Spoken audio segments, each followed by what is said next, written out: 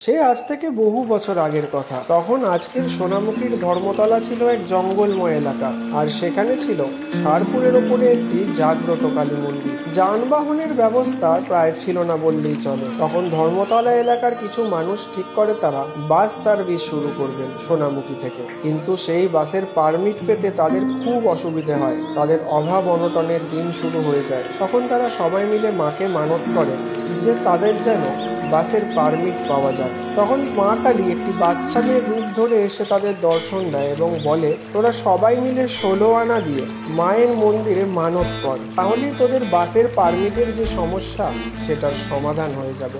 সবাই তখন একসাথে এসে 16 আনা দিয়ে মায়ের পুজো দেয় এবং অলৌকিকভাবে কিছুদিনের মধ্যেই তারা বাস সার্ভিসের পারমিট পেয়ে যায়। শুরু হয় বাস চালানোর ব্যবস্থা। সেই থেকে এই কালীর নাম হয় 16 আনা কালী। তারপর তারা সবাই মিলে চাঁদা তুলে মন্দিরটি নতুন করে প্রতিষ্ঠা করে এবং তারপর মায়ের কাছে চাকরি বা কোনো রকম কাজের জন্য কেউ মানত করলে মা সেটি পূর্ণ করে দেন এবং লোকমুখে এই মন্দিরের নাম ছড়িয়ে পড়ে সার্ভিস কালী। এবং এই মন্দিরে পুজো দিলে মানুষ যা চায় তাই পায়। জয় মা সার্ভিস কালীর জয়।